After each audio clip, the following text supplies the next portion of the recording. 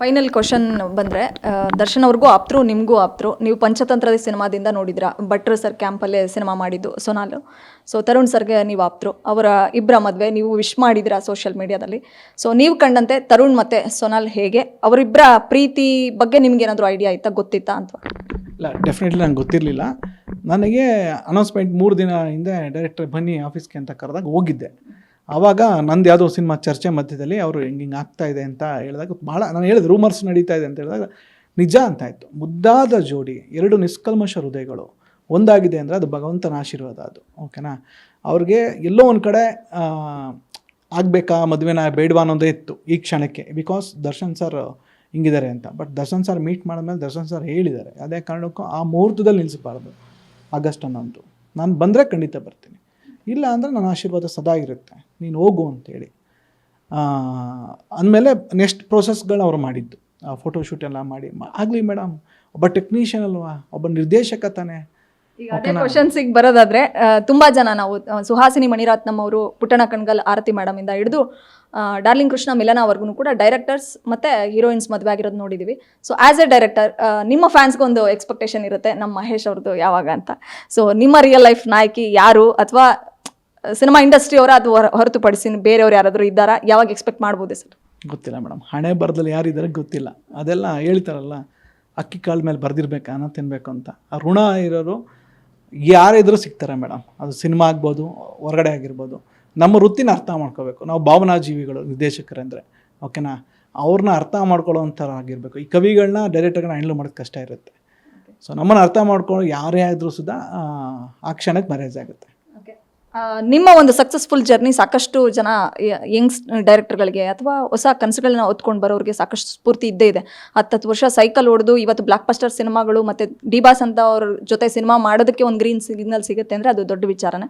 So ಅಮ್ಮ ಎಷ್ಟು ಖುಷಿ ಇದ್ದಾರೆ, ಸಿನಿಮಾ ಮಾಡುವಂತಾರ ಅಥವಾ ಮಗನ ಮದುವೆಗೆ ಎದುರು ನೋಡ್ತಾ ಇದ್ದಾರಾ ಅಥವಾ ಹೇಗೆ ಅಂತ? ನಿಮ್ಮಮ್ಮ ಯಾವುದೇ ತಾಯಿಗೆ ಫಸ್ಟ್ ಆಸೆನೇ ಮಗ ಮದುವೆ ಆಗಬೇಕು ಅನ್ನೋದಿದೆ. ಒತ್ತಡ ಖಂಡಿತ ಫ್ಯಾಮಿಲಿ ಕಡೆಯಿಂದ.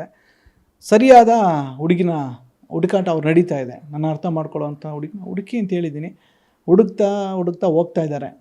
ಯಾವಾಗ ಜಾಯ್ನ್ ಆಗುತ್ತಾರೋ ಬಂದು ಗೊತ್ತಿಲ್ಲ. ಜಾಯ್ನ್ ಆದ ತಕ್ಷಣ ಒಂದಿನ ಅನೌನ್ಸ್ಮೆಂಟ್ ಆಗಲೇಬೇಕಲ್ಲ, ನಿಮಗೂ ಗೊತ್ತಾಗುತ್ತೆ.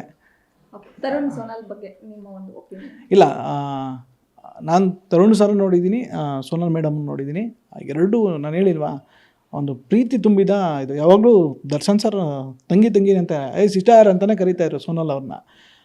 ನನಗೆ ಗೊತ್ತಿರೋಂಗೆ ಅವರು ತರುಣ್ ಸರ್ ಹೇಳಿದ್ದಾರೆ. ಅವ್ರಿಗೆ ಗೊತ್ತಿರೋ ದರ್ಶನ್ ಸರ್ ಇದ್ದಾಗೇ ಇದು ಒಪ್ಪಿಗೆ ಆಗಿತ್ತು. 2 ಕುಟುಂಬ ಮಧ್ಯದಲ್ಲಿ ದರ್ಶನ್ ಸರೇ ಅದನ್ನು ಮಾತಾಡಿದರು ಅಂತ.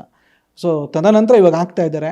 ಒಂದು ಲವ್ ಸ್ಟೋರಿ ಯಾವತ್ತೂ ಸಕ್ಸಸ್ ಆಗಬೇಕು, ಅದು ಸಿನಿಮಾ ಆಗಲಿ ಏನೇ ಆಗಲಿ. ಇಲ್ಲ ನಾವೇನು ಮಾಡ್ತೀವಿ ಹೇಳಿ, ಸಿನಿಮಾ ಮುಗಿದ್ಮೇಲೆ ಒಂದು ಪ್ಯಾಥೋ ಎಂಡ್ ಕೊಟ್ಟರೆ ಟ್ರಾಜಿಡಿಯಾಗಿ ಆಚೆ ಬರ್ತೀವಿ ನೋಡಿ. ಒಂದು ಮುದ್ದಾದ ಜೋಡಿದು ಒಂದು ಲವ್ ಸ್ಟೋರಿ ಇವತ್ತು ಒಂದು ಸಕ್ಸಸ್ಫುಲ್ಲಾಗಿ 11ನೇ ತಾರೀಕು ಒಂದು ಮದುವೆ ಆಗ್ತಾಯಿದೆ. ನನ್ನ ತರುಣ್ ಸರ್ ನೋಡೋದೇ ಒಂದು ಖುಷಿ ಆಗುತ್ತೆ. ಅವ್ರ ಸಂಭ್ರಮ, ಅವರು ಒಂದು ಕಳೆನೇ ಚೇಂಜ್ ಆಗಿದೆ ಅವರಲ್ಲಿ.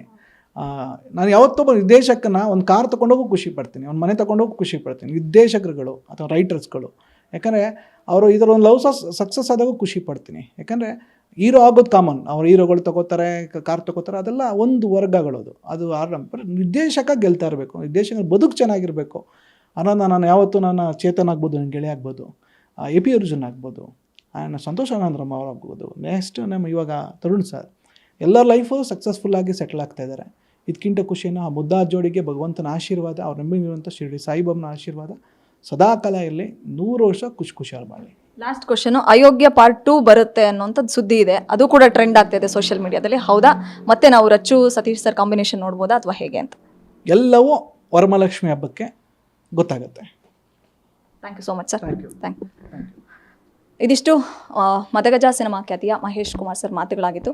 ಸೊ ಸದ್ಯ ಅವರು ಡಿ-ಬಾಸ್ ದರ್ಶನ್ ಅವರು ಜೈಲಲ್ಲಿದ್ದಾರೆ. ಅವರು ಆರೋಪಿ ಅಥವಾ ಅಪರಾಧಿ ಅನ್ನುವಂಥದ್ದು ಕಾನೂನು ಮತ್ತು ನ್ಯಾಯಾಂಗ ವ್ಯವಸ್ಥೆ ತೀರ್ಮಾನ ಮಾಡುತ್ತೆ. ಸೊ ನಾನು ಅವರು ಆಪ್ತು ವಲಯದಲ್ಲಿ ಗುರುತಿಸ್ಕೊಂಡಿದ್ದೀನಿ ಅನ್ನೋವಂಥ ಕಾರಣಕ್ಕೋಸ್ಕರ ನಾನು ಡಿ-ಬಾಸ್ ಪರವಾಗಿ ಮಾತಾಡ್ತಿಲ್ಲ. ಅವ್ರು ಏನು ಅನ್ನುವಂಥ ವಿಚಾರ ನಂಗೆ ತುಂಬ ಚೆನ್ನಾಗಿ ಗೊತ್ತಿದೆ. ನೋಡೋಣ, ಅವರು ಅಪರಾಧಿ ಆಗಿದ್ರೆ ಅದನ್ನ ಕಾನೂನು ನಿರ್ಧರಿಸಲಿ. ಬಟ್ ಸಿನಿಮಾ ರಂಗಕ್ಕೆ ಅವರಿಂದ ಸಾಕಷ್ಟು ಕೊಡುಗೆಗಳಿದೆ. ಸೊ ಅವರು ಆಚೆ ಬರಬೇಕು, ಆದಷ್ಟು ಬೇಗ ಸಿನಿಮಾಗಳಲ್ಲಿ ತೊಡಗಿಸ್ಕೊಳ್ಬೇಕು. ಮುಂದಿನ ದಿನಗಳಲ್ಲಿ ನಾನು ಕೂಡ ಅವ್ರ ಜೊತೆ ಒಂದು ಸಿನಿಮಾ ಮಾಡ್ತೀನಿ ಅನ್ನುವಂಥ ವಿಚಾರವನ್ನು ನಮ್ಮೊಟ್ಟಿಗೆ ಹಂಚ್ಕೊಟ್ರು. ಜೊತೆಗೆ ಅಯೋಗ್ಯ ಪಾರ್ಟ್ 2 ಸಿನಿಮಾ ಕೂಡ ಅದರ ಒಂದು ಡೀಟೇಲ್ಸ್ ಕೂಡ ಬಿಟ್ಕೊಟ್ರು. ಇದಾಗಿತ್ತು ಮಹೇಶ್ ಅವರ ಮಾತುಗಳು. ಬೆಂಗಳೂರಿನಿಂದ ಕ್ಯಾಮ್ರಾ ಪರ್ಸನ್ ಯುವರಾಜ್ ಜೊತೆ Vishalakshi, entertainment bureau, guarantee news. ಇದು ಸುದ್ದಿ ಖಚಿತ, ನ್ಯಾಯ ನಿಶ್ಚಿತ. ಗ್ಯಾರಂಟಿ ನ್ಯೂಸ್, ಸುದ್ದಿ ಖಚಿತ, ನ್ಯಾಯ ನಿಶ್ಚಿತ.